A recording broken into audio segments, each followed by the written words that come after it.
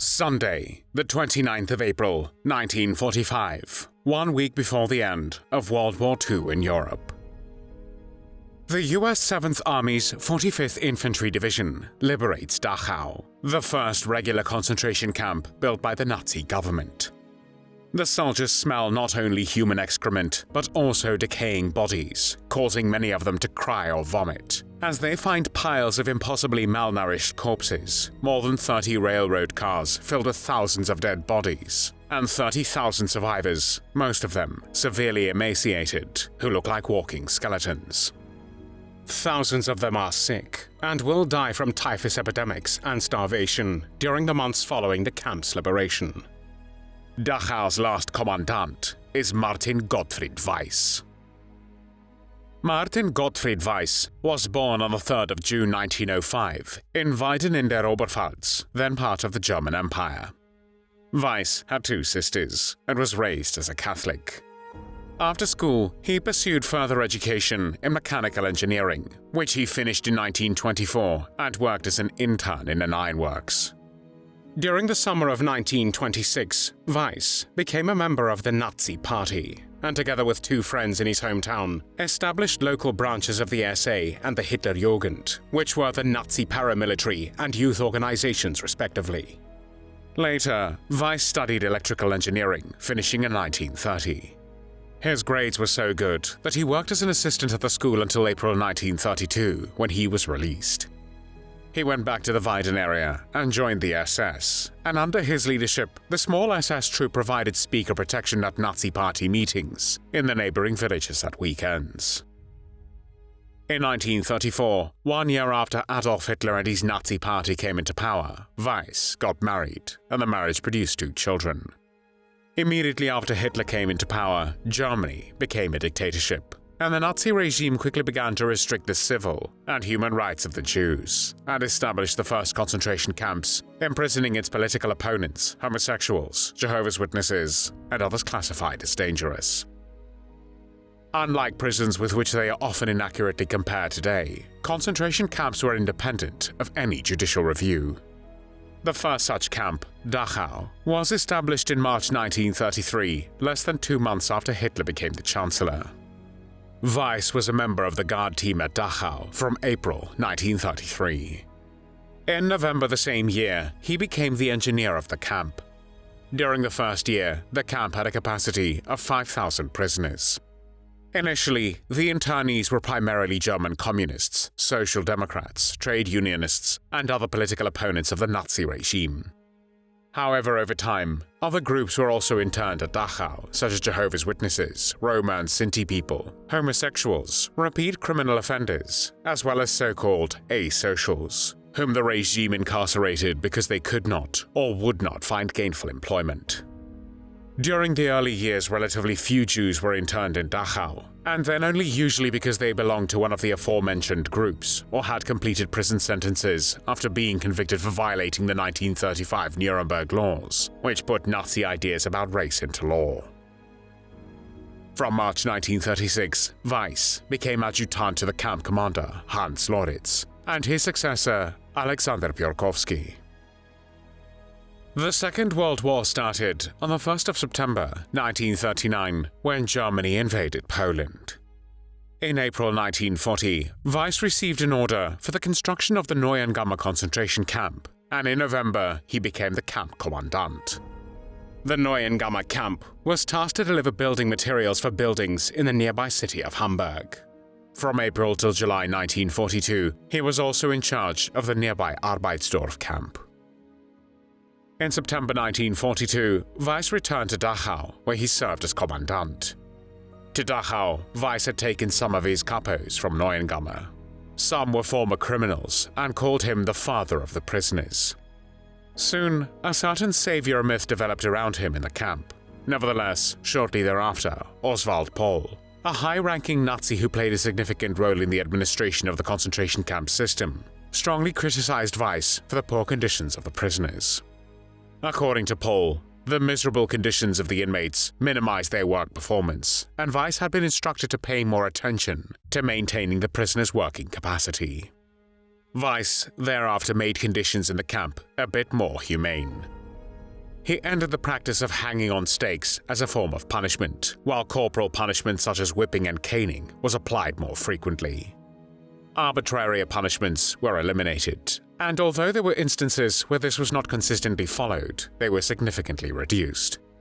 Standing for roll calls became less frequent, prisoners were allowed to enter living quarters more often, and the weight and frequency of parcels sent to the camp were no longer restricted. Many prisoners saw the improvement in the camp as a personal achievement of Weiss, who later presented himself as such in the first Dachau trial. On his orders, 342 people were brought from Dachau to Hartheim killing center as part of the T4 program. T4 was a code name for the Nazi euthanasia program, which was the systematic murder of institutionalized patients with disabilities in Germany. The T4 killing centers were also used to kill mentally sound prisoners transferred from concentration camps. The T4 program predated the genocide of the European Jewry, the Holocaust, by approximately 2 years.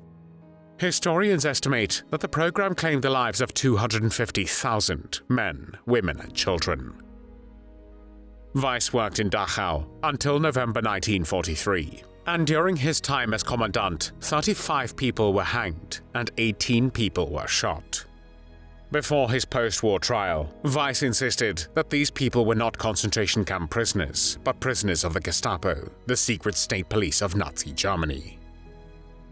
On the 4th of November 1943, Weiss took up the post as commander of the Majdanek concentration camp, which was built and operated by the SS on the outskirts of the city of Lublin in German-occupied Poland.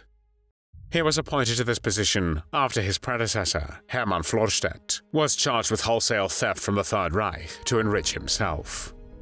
One day before Weiss's arrival, one of the worst massacres occurred at Majdanek, as tens of thousands of people were murdered during Operation Harvest Festival, which began at dawn on the 3rd of November 1943.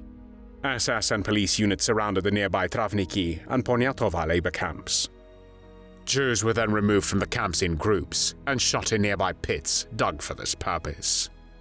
At Majdanek, Nazi officials first separated Jews from other prisoners. Then they were marched to nearby trenches and shot. Jews from other labor camps in the Lublin area were also transferred to Majdanek for shooting. Music played through loudspeakers at both Majdanek and Travniki camps to drown out the noise of the mass shootings and to mask the screams of the victims. At Majdanek and Travniki, the killing operation was completed in a single day. At Poniatowa, the shootings concluded on the 4th of November, lasting 2 days. Approximately 42,000 Jews were killed during Harvest Festival, the largest German-perpetrated massacre of the Holocaust. On the first day of his new position as commandant, Weiss was responsible for having to clean up the consequences of the massacre. On this day, a further 25 Jews who had managed to hide were found and killed.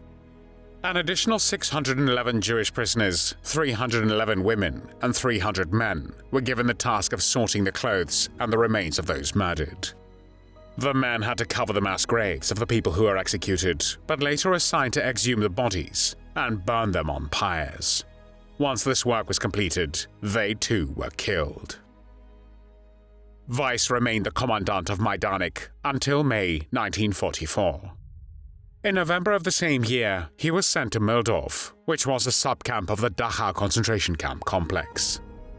There, Organization TOT, which was a civil and military engineering organization in Nazi Germany, responsible for a huge range of engineering projects by using forced labor, built 2 underground plants for the production of fighter planes, with the forced assistance of prisoners from Dachau.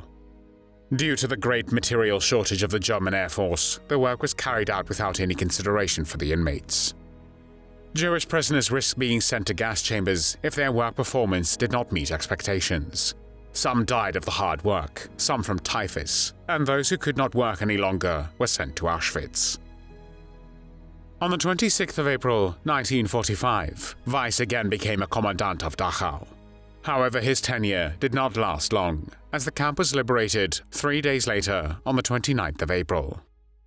Weiss had fled Dachau right before it was liberated by the US Army. Soon, however, he was apprehended by the Americans in Munich and tried during the Dachau trials, which began on the 15th of November 1945. The Dachau Military Tribunal found Weiss guilty of violating the laws of usages of war, and on the 13th of December sentenced him to death by hanging. On the 29th of May, 1946, when Weiss was hanged at Landsberg prison, he was 40 years old. Just before the black hood was placed over his head, Weiss shouted, "I am dying for Germany." There were no tears shed for Martin Gottfried Weiss.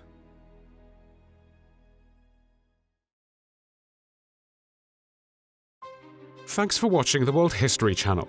Be sure to like and subscribe, and click the bell notification icon so you don't miss our next episodes. We thank you, and we'll see you next time on the channel.